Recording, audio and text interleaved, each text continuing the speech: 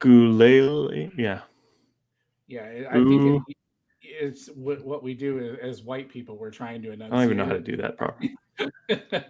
and you try to do the syllables, and it's literally like if you flow like yagule or something like that. Like if that's how it is. You just let it That's flow, and but when you that's break how it it says down, it on the Clemson website. So, ooh, on Gulule. oh yeah, I don't know, Ooh, man. on Gulule. It's a really tough name, and he's got a brother coming up too, I think. So Yeah, DJU. There we go. crazy, crazy. So, all right, guys, ladies and gentlemen, if you were tuning in, that was us trying to pronounce quarterback one for 2023, probably maybe. I think it's 2023 eligible, I believe. 2021, yeah, 23. Jeez. DJU from Clemson. So that was kind of your fun phonics lesson for the week. This is Devy Owners Manual, episode 3.6.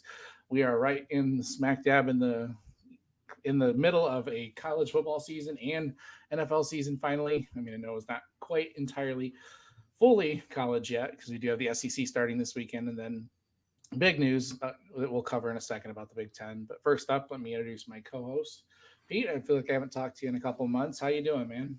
I'm doing great. It's good to be back on here talking. I think it's important that we recognize. Unfortunately, it's kind of a bit heavy. Unfortunately, a lot of everybody knows James the Brain, his Twitter handle, but James unfortunately passed away this weekend. It was incredibly abrupt.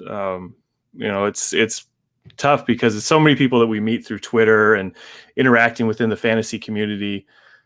Played 3-4 different leagues with James. Back and forth in Voxer, Slack, and different things, Twitter DMs, and you just get blindsided by these things. And prayers out to his family. It seems like there's been some stuff set up for his wife through PayPal, I believe. So just really an unfortunate end to the weekend to find that out, and just hopefully his family's doing okay and his friends in the community. Yeah, it's crazy. I know I had him on. I can't remember if it was this or Debbie Happy Hour. I can't remember. And just the nicest guy. What a guy! Through every interaction I ever had with him, never said anything negative about anybody, any player, nothing. Just constantly positive. If you're looking for that PayPal, just look up Superflex Dude on Twitter, John Hogue. It's on his page, and there's quite a bit of retweeting and stuff. You don't have to look very hard to find it, but if you are looking, and just any bit helps. It was kind of sudden, kind of crazy. So yeah, he will definitely be missed. So yeah, that was a tough one, man. That one I was trying to go to sleep last night, after the game, and then saw that and was up for like an hour and a half, just mind racing about the family and just how sudden stuff like that can get you, man. It's crazy. Hug your loved ones, man, every day. So, all right. Thank you for bringing that up, Pete. I was gonna probably do that at the end, but we'll get it out of the way now. So, It makes it for a tough transition, but if anybody, James loved football, and James would want us. oh, I can absolutely. imagine James loved talking about football, and so he'd want us to continue on. So let's talk about some of that Big Ten news. Oh, College so football's coming happy, man. back, So so happy. Yeah, up here, like I've been covering, writing about college football, but it just doesn't feel the same when I don't have games to watch of my own because it's different, and you're the same out there. Your Pac-12's missing, so it feels almost surreal to watch college football games and then know that I don't have any coming. But now, with the news of the Big Ten returning October 24th, I think it's going to be crazy interesting because most of the stadiums there's snow in November. So like we're 60-70% of the Big Ten season could be played in snowy, crazy stadiums, or rainy, nasty, sleety stadiums. So could make for a different Big Ten season. And then also some news that Rashad Bateman is trying to opt back into the season, which is kind of interesting. I know there was some contact with agents and things like that. So there's it's kind of up in the air as to whether they'll let him return, but I think it would be like an egg on the face if for some reason they can't let him happen. If he wants to play, given the circumstances, I think he should play. So hey, the guy, you figure they told the guy the season was canceled. So right. I mean, common sense isn't always a common virtue. Hopefully he can get back out on the field. Hopefully they bring him back in. It's not that big of a deal. So I for one say he's shown enough. I mean, I'm sure Minnesota fans and everybody wants to see him on the field, but I'd hate to see him get injured or something like that, like we saw over this weekend with the NFL. Dude, just train, get ready for the combine.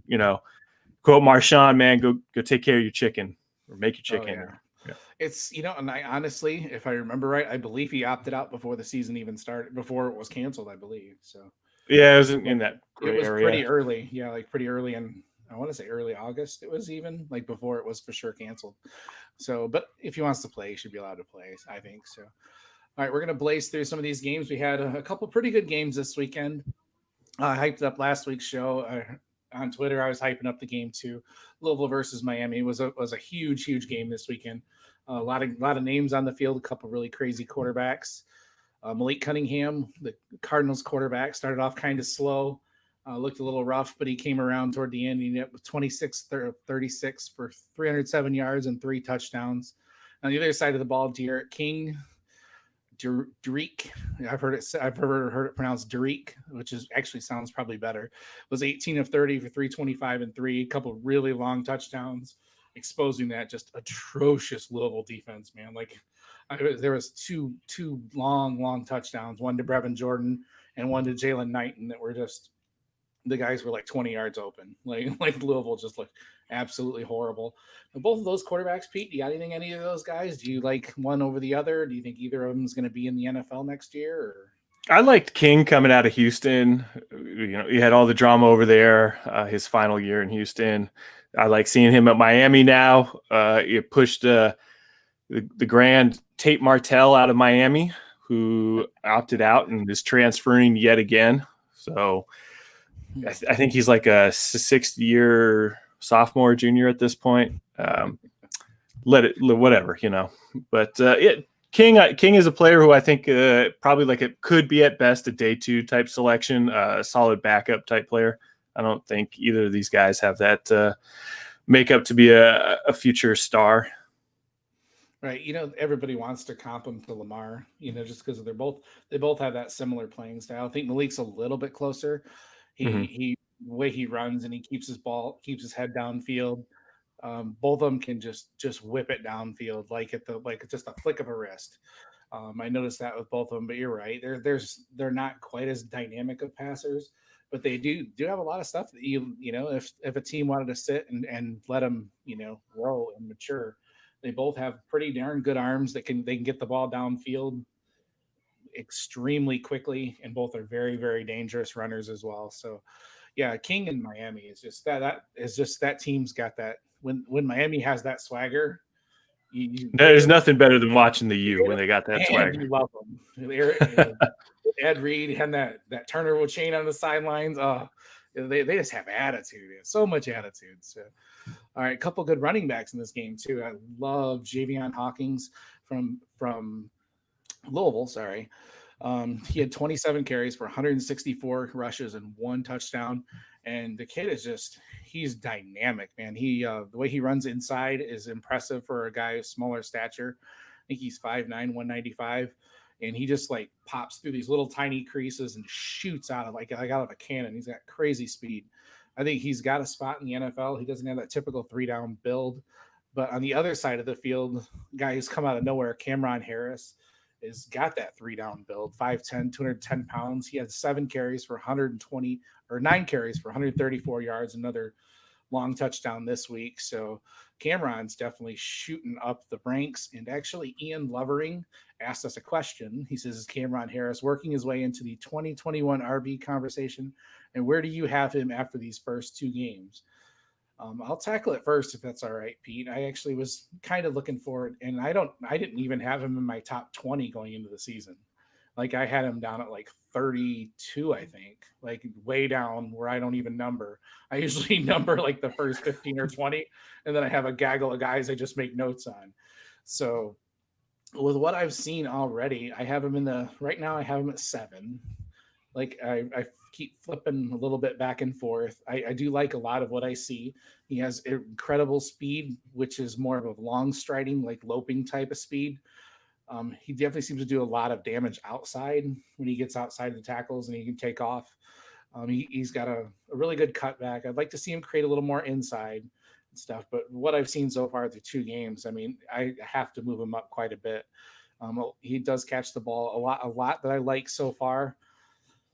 Not going to go any further than, higher than that. Probably it's going to be really hard for him. To me, because right now I've got ETN, Najee Harris, Chuba Hubbard, Journey Brown, Kenneth Gainwell, and Max Borgi ahead of him. But he's kind of right in that range between Borgi, Zamir White, Ingram, like in those guys, like that kind of like a third tier where he could bust into that second tier if he continues to go like this. But I'd like to see a little bit more development in his game. I feel weird making him 6-7 after only 2 good games, but what we've seen is just it's phenomenal. The kid's got some wheels. So I don't know if you got anything on either Hawkins or Cameron. No, I think you hit that really good. The guy I want to talk about, you got him listed next, is the tight end game. I think you could see 2, maybe 3 tight ends go in the first 2 rounds, possibly even in the first round coming up this year. We're about to talk to one of them in this game is Brevin Jordan, 7 receptions, 120 yards, touchdown. He's probably kind of more in that Evan Ingram, but not as fast. But I think you're gonna get a lot out of him by moving around the field. Probably not more of your traditional inline, but I'm very excited for him. So that's a guy who I've kind of targeted in a lot, more of the tight end premium type leagues. Oh, absolutely. He looked amazing again, and could benefit from the absence of Fryermuth. I don't know how you see it. If he's, it's kind of that "what have you done for me lately" type thing. Right now I have Brevin third, but if we don't see, Pat play, it just gives Brevin the chance to vault over. I don't see him vaulting past Pitts for me. Like it would take an astronomically huge season and an astronomically bad season from Pitts to get over him. For me, I absolutely love Pitts all around game. Like he does what Brevin does and then adds blocking and does like more of the things that you would ask a tight end to do. So yeah. Definitely gotta love that. The other name I wanted to talk about offensively is Tutu Atwell, man. Eight catches for 114 yards, 2 scores. And what just impressed me is I actually did a write up about him in the Devy Roundup on DLF today. I did a little cut up of a couple of his catches, and the kid's got just great hands for a small guy. He's 5'9", 165, 170 ish. Like he's small, but so obviously he plays in the slot. He gets open with deceptive route running. He cuts on a dime and he shoots in these directions, doesn't lose any speed, and then just the way he plucks the ball out of the air is it's impressive, man. He's a name that could rise up, and in today's NFL they'll find a spot for him. And I think Ray actually tweeted out yesterday that when he runs that 4.3, nobody's going to care how big he is. So, and that's true. I mean, he's got speed for days. So another fun name to watch out. Apparently your kid likes him too, Pete. So yeah, they do. They're the clan is out here running around downstairs. So yeah, that was my big takeaways from the game. And then just the Miami defense is they've got a couple fun ones, and Bubba Bolden, the safety, and Quincy Roche, the defensive end, who was just spent more time in Louisville's backfield than almost everybody but Cunningham. So that dude was everywhere. He was impressive to watch. So, do you have anything else to add on that game? That was kind of the big game of the week. So yeah, as much I think that's a generous 170 to call Tutu Atwell that, but we'll see. He's going to blaze the 40. Marquise Brown, he bulked up, so that's going to be the big thing. Is he going to be able to bulk up and maintain that size? And at that size, is he going to go to an offense with a play caller who's created enough to utilize him to get him in space, create opportunities? All these NFL dudes are fast. And yeah, he looks fast on a college football field, but that competition level is a whole nother step up at the NFL. So he's going to get smacked around if he's only 5'9", a buck 60 probably. So Yeah, I think Hollywood and Ross both had, kind of those same size, entirely different types of players, but they both fought injury concerns. Tutu's been very healthy so thus far, so mhm. cross fingers. Um, and I like how it seems like he always found spots in the defense, which I guess is easy when you're that small and slippery. He seemed like he was on the same page as a quarterback, and he'll be a quarterback's best friend if he can continue to do that. He seems to know exactly where the holes are, and just what I've seen is just it's impressive. He's got a good football IQ and stuff. So a name I'd definitely be watching. Let's see. We'll go through some performances now that caught. I mean, there wasn't any as far as a game that I was really watching last week. That was the big one. But Clemson did what Clemson should do. They destroyed the Citadel. They ate Trevor Lawrence looked phenomenal. 8 of 9, 168, 3 touchdowns. ETN had 8 carries for 68. Frank Gladson kind of took a step toward the lead role with 3 catches for 87 yards, 2 touchdowns, and all of that was like in the first quarter. Like it was, and then DJ Uagale, I think's how you say it, had his first rushing touchdown. So they like brought him in just so he could rush it in from one, a la Cam Newton. I mean, because DJU is he's a big man. He does look a lot like Cam when he's out there on the field. So, I mean, I don't know if you got anything to add on Clemson. Trevor Lawrence, I think he's pretty much, as long as he's healthy, he's locked into the 101 in your super flex, and I think he's pretty much locked in at this point as the first overall pick in the NFL draft. I don't care what team is selecting him. If I'm the New York Jets, I'm probably going to select Trevor Lawrence, and then I'm going to look to trade.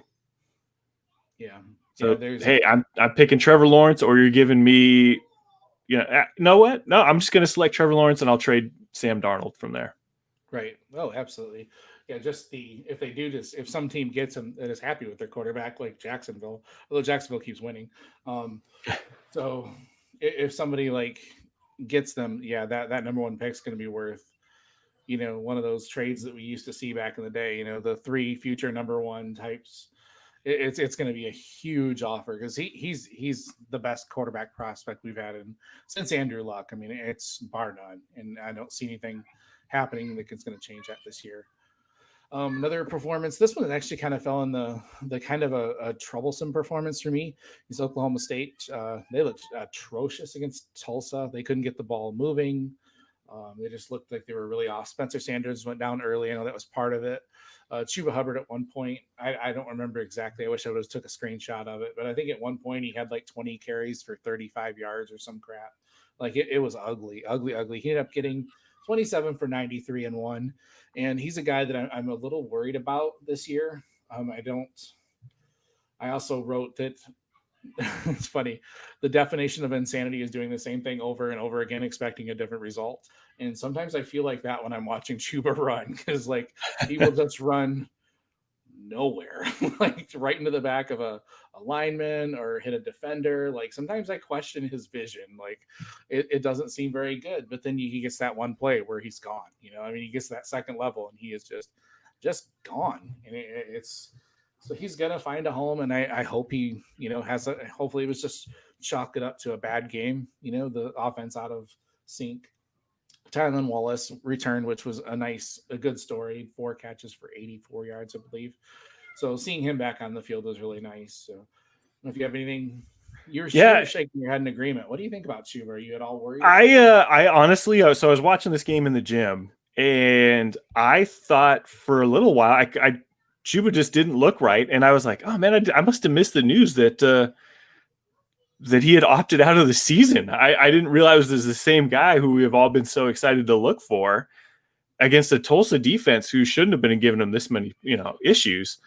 So maybe it was an off week. Maybe there's, it's a really weird season, COVID, all this other stuff. So, and they had a lot of drama this off season. So maybe it's just not all clicking this year. But I honestly thought he had opted out because that offense looked terrible and he was very unimpressive. Right. I totally agree. I didn't. Someone had remarked on Twitter that he looked really slow, and I didn't know if it was slow or bad choices. I wasn't quite like I didn't know. Like I was watching it, but I didn't watch it like super close because I was just it was an ugly game. I was having trouble watching. I'm not gonna lie. Another name that I wanted to point out that we got a question about also. Georgia Tech's Jameer Gibbs is a freshman. He got his first game with some decent time, with 15 rushes, 66 yards and a score. Also caught 4 balls for 60 yards and a score. And the kid looked absolutely electric. I mean, he gets the ball. He's very decisive. He makes, he made some guys miss. He's got great speed when he gets to the second level. And he's one of the guys that's coming up in that class. And 2023. Yeah, that's just phenomenal. There's a couple backs in that class, and Skip, who's the DHH or the Devy Happy Hour one of the hosts over there, asked after an awesome debut, where do we have Jameer Gibbs ranked? And I wanted to double check where I was at with him. And in the 2023 class, I have him fourth, sorry, behind Bijan Robinson, Kendall Milton, Marshawn Lloyd, and then I got Gibbs as fourth. But I mean, Gibbs has got one of the better shots at starting right away. We might see Lloyd early too, and so yeah, I was really super impressed with Gibbs. I want to cut that game up and watch the tape a little bit more. But what I saw was impressive. Did you get a chance to catch him this weekend, Pete? Or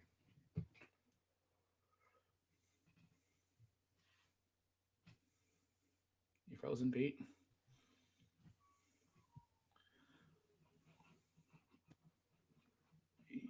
Am I back? Hey, there you are. All right. With Gibbs, I caught some of the highlights. As you said, he looked pretty electric. It's 2023 class. Who knows? Half of that top 12 for me right now.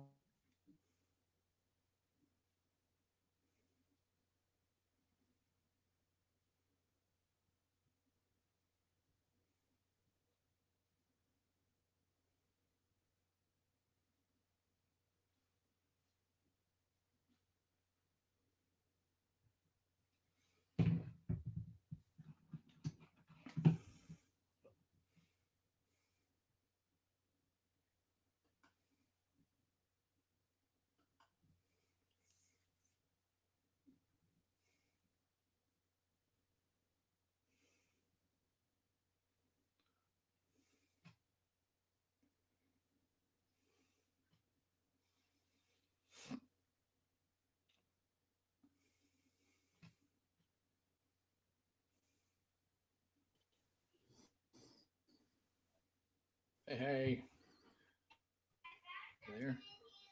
there we go. I got background noise now.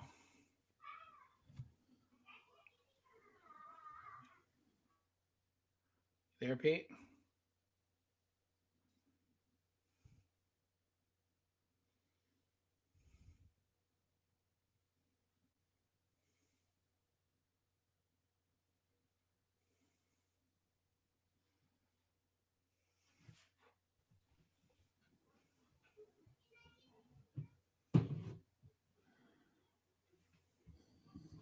You there?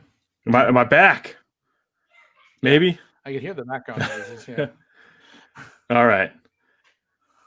Yeah. Okay. Yeah, So talking about Gibbs, probably right around that back half of the somewhere in there. I still think Dang it. Apparently, we just need to stop talking about Gibbs.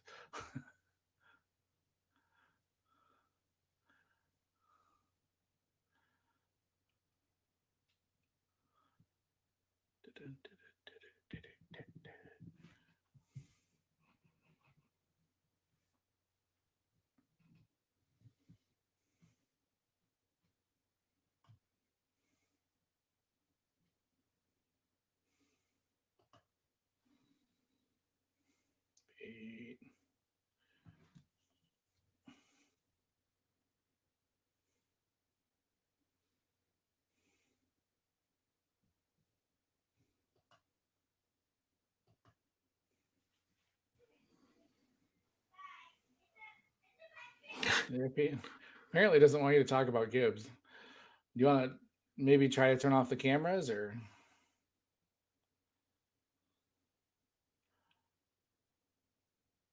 Hey, hey, let's kill the cameras, okay?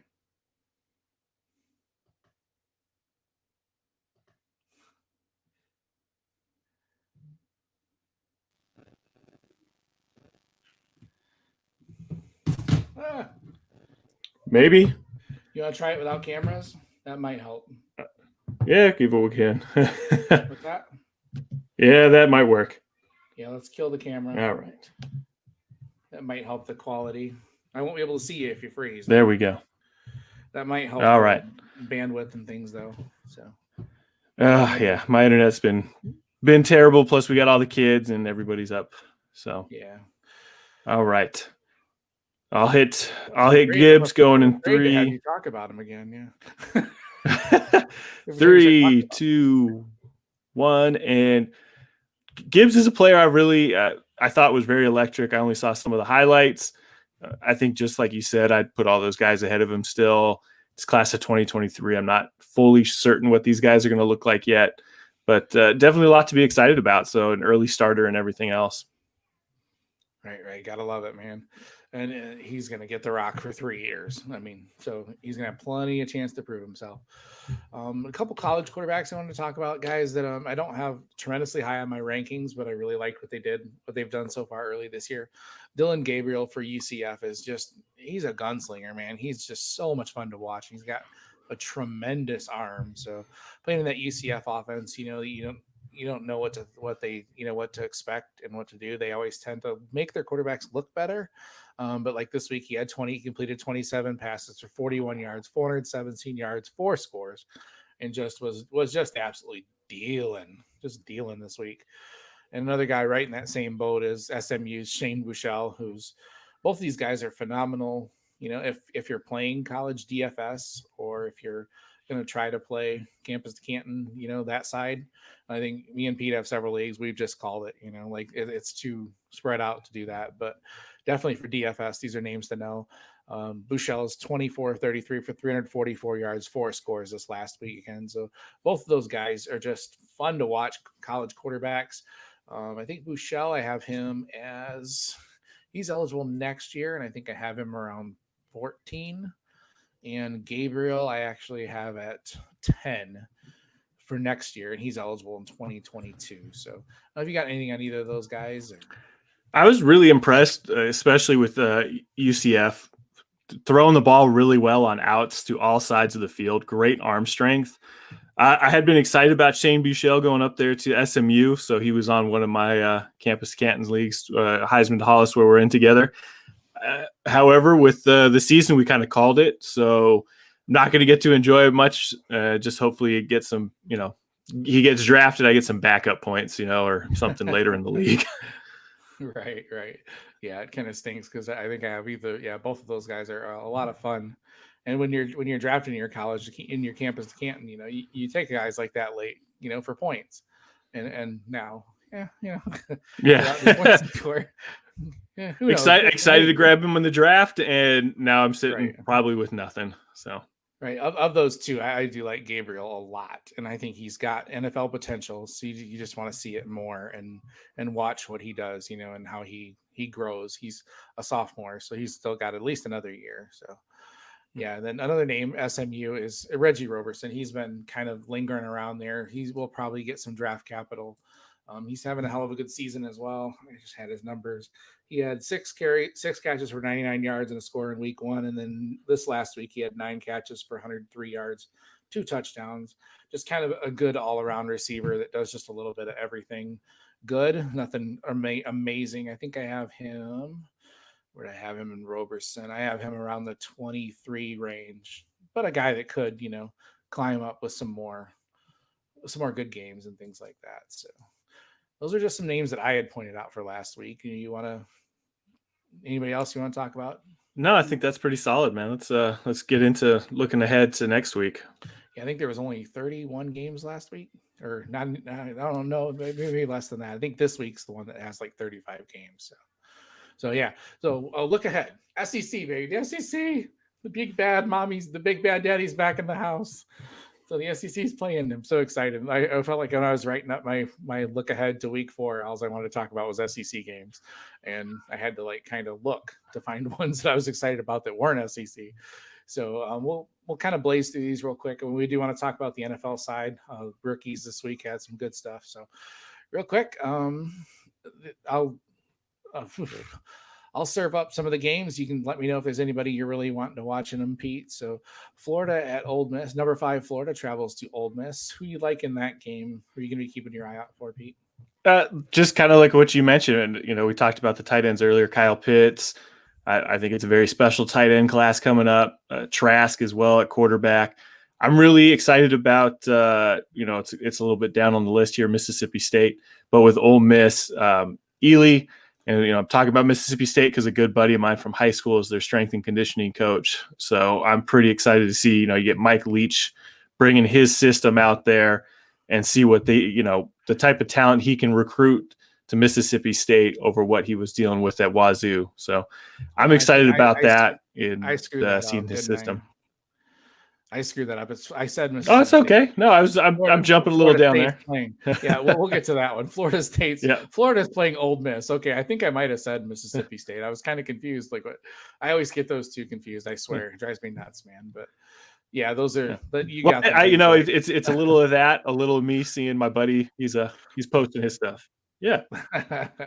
Yeah, Trask is a name that I'm kind of interested to see what he does this year. I have him as my number 7 quarterback for next year. Does a lot of things that we like, but then there's also like inconsistency, mechanics issues. Doesn't really have that deep ball arm that people seem to love. So Trask is a name you kind of got to watch. And then speaking of Mississippi State, like you said, Mike Leach's first SEC game. I mean, you got to get hyped about that. And I think it's a potential very dangerous game for LSU. Like they're traveling down to LSU.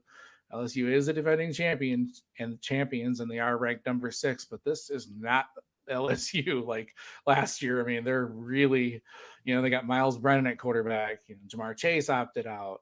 Justin Jefferson left. Clyde Edwards-Helaire left. So now they've got Tyron Davis-Prince and Chris Curry at running back, and they have Terrace Marshall, but then they have a lot of unproven receivers after that. So if Mississippi State can start scoring, I think it's going to be a really tough game for LSU to keep up with them. I do, that's just my opinion. I think it's going to be a fun game to watch.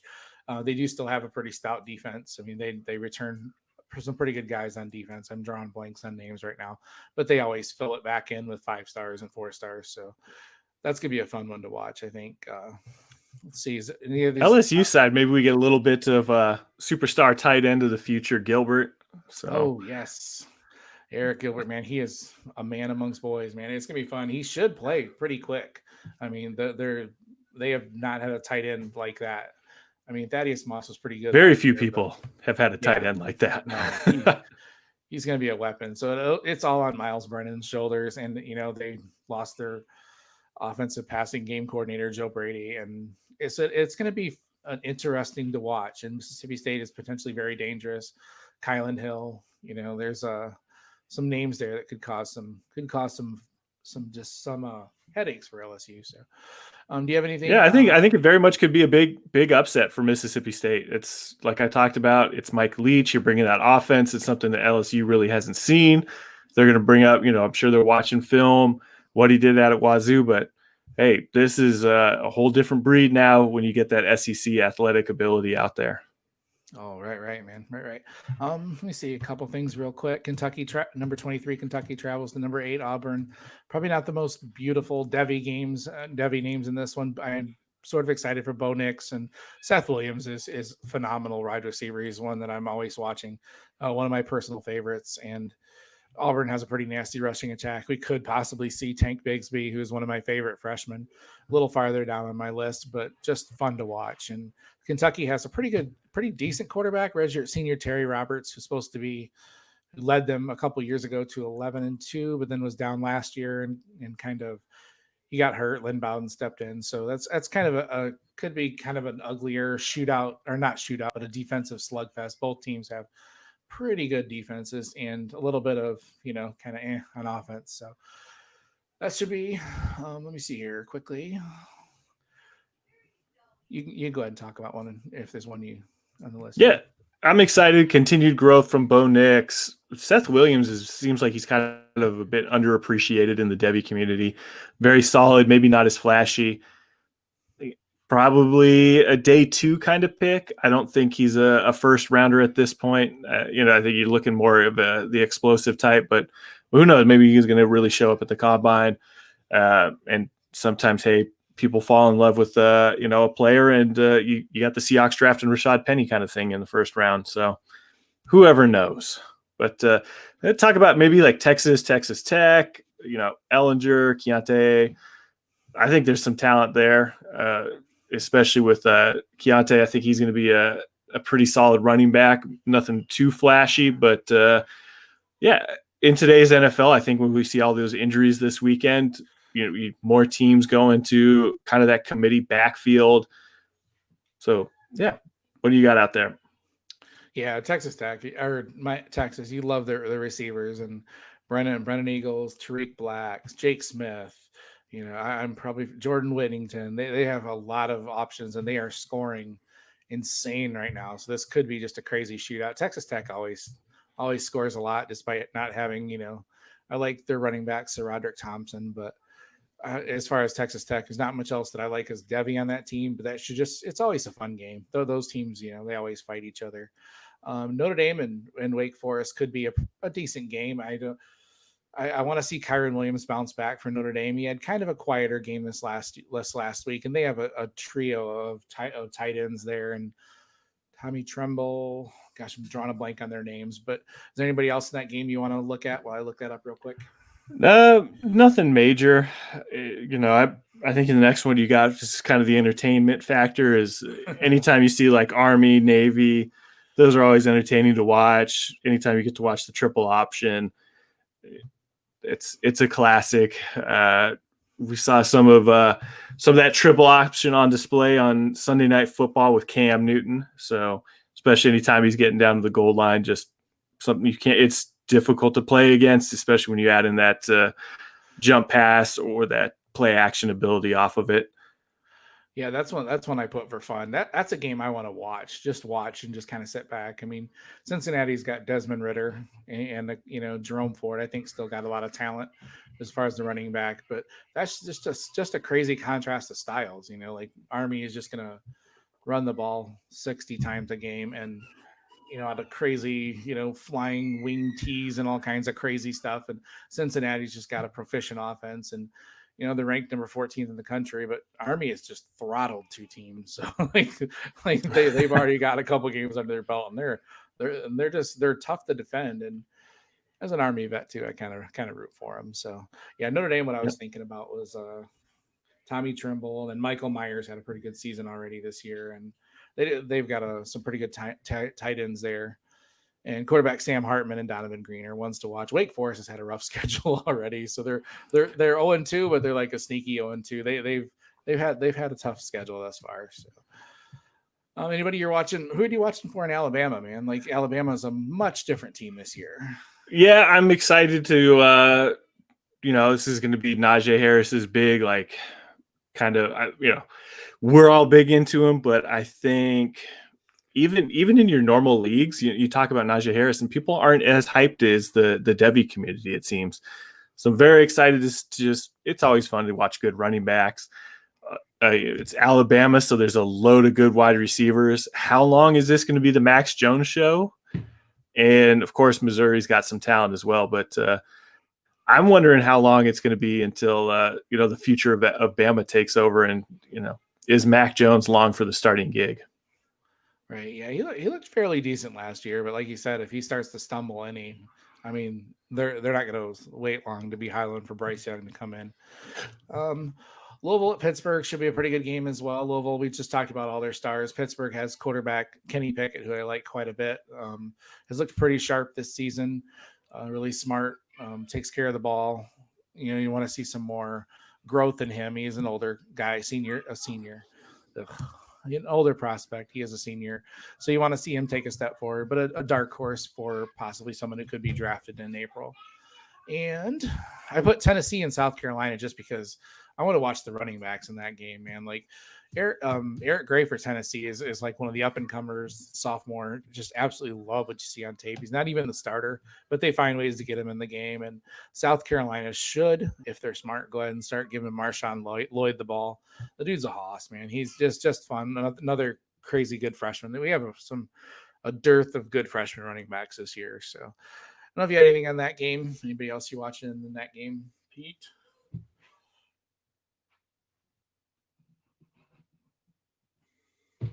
Alicia.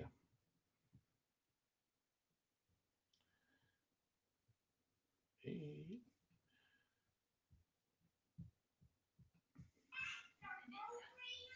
You there?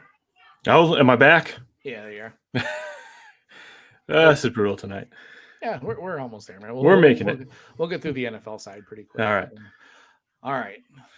Is there anything you wanted to add on Tennessee, South Carolina? I think you hit it. Eric Gray is just fun to watch. Solid all-around player. Florida State, we've got lined up next. Florida State, Miami's probably one I might want to flip on. How the mighty have fallen. Florida State is just looking like a train wreck. Tamari Terry, though, is going to be a lot of fun to watch. We already talked about the guys on Miami, but this doesn't seem to have quite the luster of years past. Even Miami's kind of on the swing upwards, while they were on the downswing while Florida State peaked with Winston and everybody. So it's not quite the same, but anytime Miami, Florida State get on the field together, it's fun to watch. Right. There was some big optimism in Florida State when Mike Norvell came over from Memphis, but I mean, it's been already a tumultuous offseason, and they have one of the worst quarterbacks I've ever seen in my life in James Blackman. So he's rough. I think Travis May called him the worst quarterback in Power 5, and I wouldn't at all hesitate. Like he's terrible. So yeah, this used to be such a fun game to watch, and it's on national TV. I'm like, come on, guys, keep up with the time.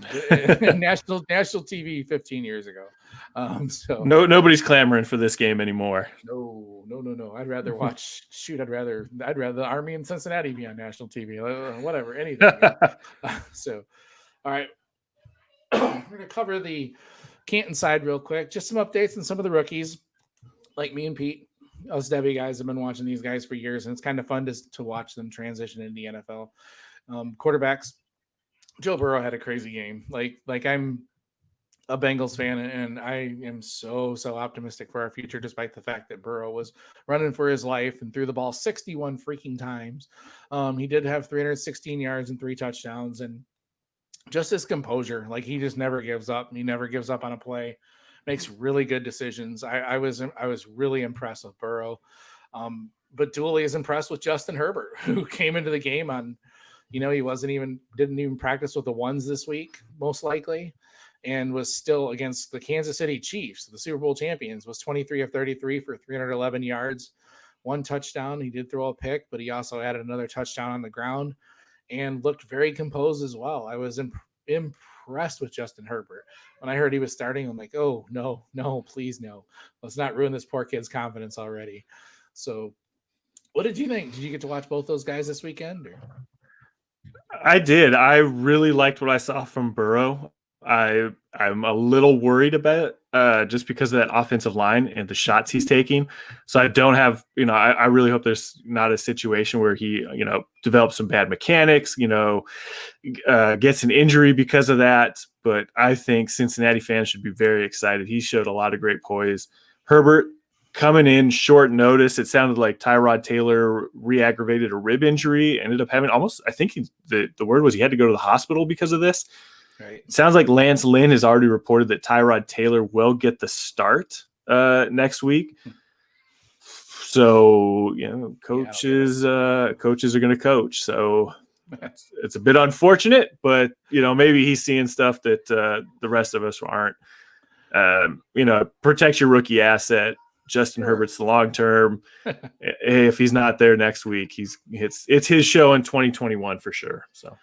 Yeah, I think Lynn, I saw in a press conference today, he said, we did actually lose the game. I'm like, dude, holy crap. You took it to overtime against the Chiefs, man. I'm like, yeah, you did, but there's still things to look forward to. I was like, Whew, okay, that would seem like a weird comment. Yeah. Um, we don't need to talk a lot about Jonathan Taylor. 26 101, one touchdown. Did have a couple catches. He's just the man. I mean, it's going to be hard. As much as good to see Clyde Edwards-Helaire looked in week one, Jonathan Taylor in week two. Edwards had a little bit of a down week, 10 of 38, but he did catch 6 balls for 32 yards. I'm not going to spend a lot of time talking about those guys, but I actually I meant to do this before this show. James Robinson is really impressing me. Like I watched the game and he is a really good runner. And I don't remember watching anything on him in college or anything, which is crazy. I don't think he was on a single Devy team in any of the leagues I was in. You know, a small school guy, but he looks like he could be the real deal. I mean, he had 16 carries, 102 yards, one touchdown. He caught a couple balls, and he's taken the backfield. Like I thought it was going to be Raquel Armstead's. I don't think James Robinson's going to give that job back, guys. Like I No. was really impressed with him. And I don't know if did you get a chance to even watch him? You know, I'm happy in one league where I snuck in and snagged him, you know, before like the word really blew up. Yeah. And in another league where my team's pretty well off and it's only 18 roster spots, I shot a message to a buddy. I was like, hey, man, Jonathan Taylor is going to be out. I think he had Chris Thompson at the time. I was like, dude, go add this guy named James Robinson, you know, thank me later kind of thing. Yeah, you know, you like to help your buddies out, even if you're competing against them. But I might have helped him a little bit too much here with this one. So, yeah, he's looked great, and this Jaguars offense has looked really well. Where Gardner Minshew might be one of those players where you know, we talked about it with Trevor Lawrence with the Jets. If you're the Jaguars, you have what every team wants is that great rookie quarterback contract and someone who's playing really well. Would you still target Trevor Lawrence at that point? I think that's the one where you might have to take that, you know, Godfather offer for a truckload of picks and hope you can build something really stout around Gardner. Right. I mean, that's a gamble though. So, because we all thought it was going to be, you know, the Jaguars that were going to bottom out for Trevor Lawrence, for Justin Fields, for Trey Lance. So, right, yeah, I totally agree, man. I just brought up a couple things real quick. He went to Illinois State. I for some reason couldn't remember the school offhand, where he was number 2 in the record books, and he had 4,444 rushing yards for 44 touchdowns.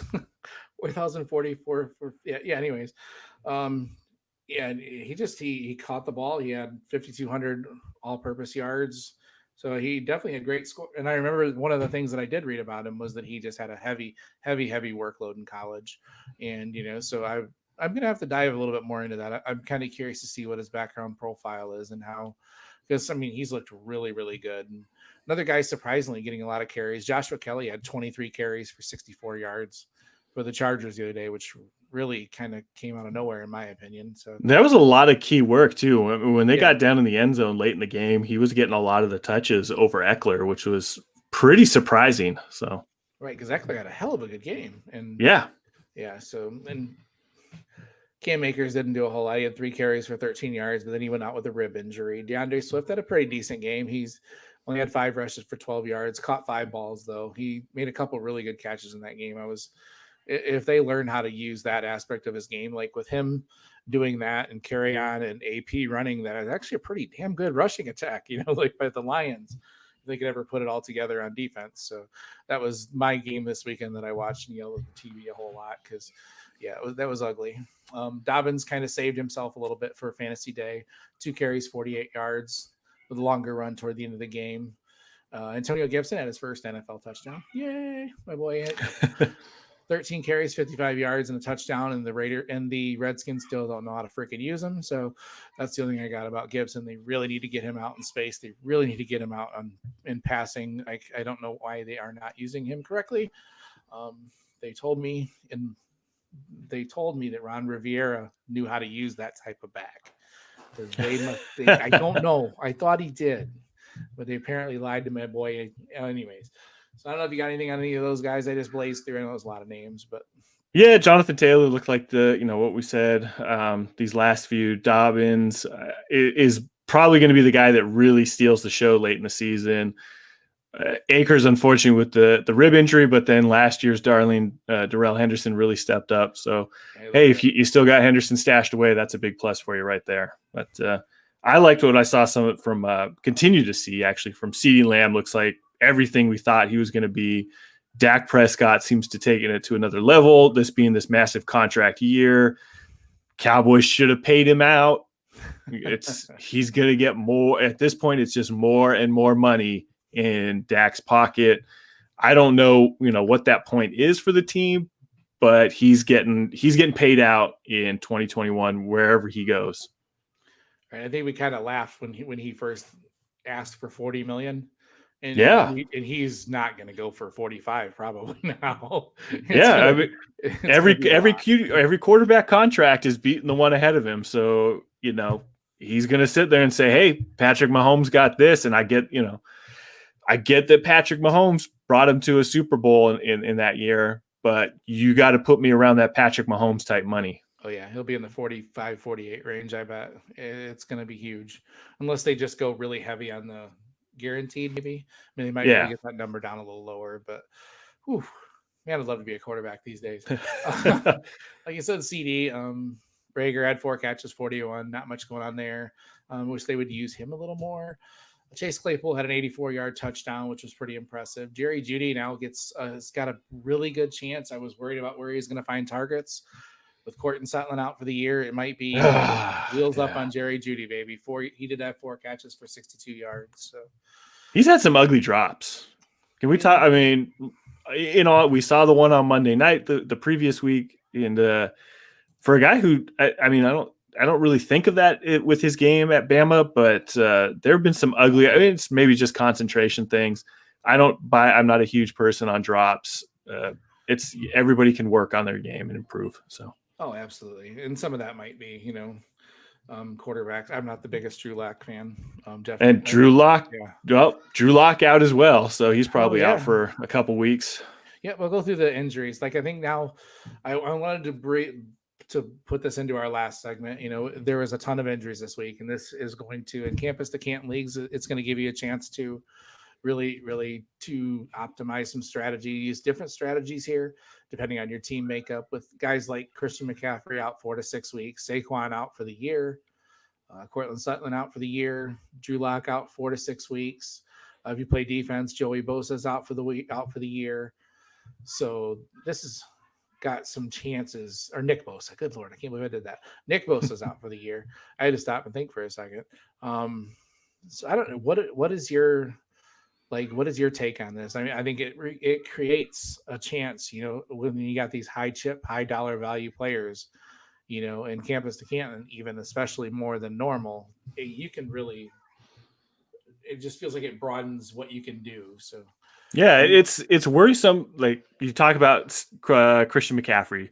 So CMC has the dreaded kind of high ankle sprain. We saw that Saquon came back from that last year, and maybe came back a little early because it took him a while to really look like himself again. And with Christian McCaffrey, very dynamic player, he's going to be hobbled for a while. Then you tie in, okay, Carolina doesn't look very well or very good. And are they going to maybe hold him out? Are they going to let him go and run? Why risk further injury to your capstone player in a season where maybe they're the team that's looking to get Trevor Lawrence, Justin Fields, Trey Lance, somebody to pair with and make their own, triplet offense where you're going to have DJ Moore, CMC, and then one of those quarterbacks. oh, right. Exactly. I mean, if they continue to stumble a little bit, it's going to be rough. Like those are Yeah, guys. Yeah. Because I mean, what I was alluding to is you take those guys, and they're usually, if you have a rebuilding team, they're guys that you don't want to move. But when they're not going to be out for a year, or if you've got a contending team that does have them, and they were hoping, this gives you a chance to swoop in and get those guys probably at way cheaper. Like if you got a couple of veterans you can throw in there. So these are guys. I mean, I hate always using an opportunity like this to make profit, but these guys both will all these guys in the we just listed are now all of a sudden buy lowish, and if I'm moving, I'm the package you can get of Devy players for a guy like Saquon is astronomical. I mean, you could probably get, I don't know about Trevor Lawrence, but you could probably get Justin Fields plus, like I would definitely be, if I had him, and I would be moving him for, my campus to Canton type leagues and stuff. Like I would be trying to get these huge, huge packages for these guys. So that's kind of what I was alluding to. I think, yeah, it's just because those guys, you don't see these guys, CMCs and Saquons, you don't hardly ever see them move in leagues, unless it's like some crazy package. And I don't know. I'm really looking forward to the teams that I do have them, trying to boost my bottom line, I guess. So that's kind of a move that I'm looking for. I don't want to say thankfully. I joked about it in the chat yesterday that most of my teams are so bad that I don't have any of those good guys anyway. So, so because I do tend to build, like I did trade Saquon before the year, and ironically, my best team that I have in any of my leagues this week scored almost 70 points more than any other team, and that was with Saquon in my starting lineup. So mainly behind like Aaron Jones and stuff like that. So what about Aaron Jones, baby? Aaron Jones looking good. Regression, right? That's really good regression. I know it was just the Lions, but still. So, it's it was my home league. It's my trades usually backfire on me. It's been pretty phenomenal at this point. But this offseason, I was like, I really like Aaron Jones. I still thought he was going to be tremendous, but I thought, hey, this is the time to really sell and get a lot. So I took Aaron Jones and I turned him into Jonathan Taylor and a first round pick next year. So nice. I'm pretty excited, but it's still, it's a guy who I really liked. I've really enjoyed watching Aaron Jones, and to see him post another one of those 45, point type games is kind of a kick in the pants in a week where my opponent had Josh Allen. So I'm probably going to lose unless Josh Jacobs can get me 120, total yards and a touch. So right. Yeah, I think he ain't there yet. I think in the 5 or 6 leagues that I'm in, the campus to Canton, there's been like almost no activity, like especially trading, for like probably a month now. It feels like, it's kind of I talk about trading, but it's kind of a quieter, on that front, it feels like. So I don't know. I mean, maybe we need to see more, maybe people are wanting to see more college. I think as the season gets down, but once these guys start dropping, these cornerstones like this is when, your contenders are going to start panicking, so it definitely, like if I was a contender and I had CMC and Saquon or something, I'd be freaking the heck out, because I'm supposed to win it all this year. So, so, oh yeah, by the way, in our Heisman to Hallis League, can you lower the roster spots? I can't find anybody on the waivers. 50's maybe a little too much. I don't know. I keep looking at it. I'm like, I filtered the free agents and looked at the scoring and stuff. That's usually the way I do, to see if I miss somebody. There's like 4 guys that have scored points this year. I'm like, dude, well, you better snatch them up. Our waivers, it's rough, man. I meant to ask you that. I'm like, can we please lower our rosters? Heck no. It's about turning that talent on the college side into future NFL talent. All right, Pete. You tell that's a wrap for this week. We kind of rambled on for a little longer than I thought we would, but it felt good to talk, Pete. So always, yeah. What are you working on, bud? It's kind of a down period for me right now. I've got some other stuff that I've been writing on. Hopefully, I'll get that out this coming week or two. And but otherwise, hey, you can follow me at _Pete Law on Twitter, and then all my work is over at dynastyleaguefootball.com. All right, same here. Dynasty League Football. I have a weekly Devy roundup that comes out on Monday every week. It kind of goes through what we just went through, a little more in depth with some pretty videos and stuff like that. So that's kind of my main thing that I'm working on, and just constantly tweaking my rankings and stuff. So that's that. Next week we got a string of some guests coming up that we'll try to take some more of a deeper look into some different situations and stuff. The next couple of weeks, it won't be probably, I like these recaps and stuff, but we'll probably get in a little more meat and potatoes and stuff too as the year goes on, as we run down the championship stretches and things like that. So Pete and I. All right. For Pete and I, we will talk to you guys later and take care. I hate wrapping up shows. Never know what to say. Oh, it's all right. So, You know what? I'll give you one thing here. With passing, everybody out in the fantasy land, love your family, love the ones you're with, tell people in your life how much they mean to you. We never know. Every day is a gift. You never know when it's your time. James, man, we're going to miss you. To his family, we're praying for you, and God bless y'all. nice. There's your ending.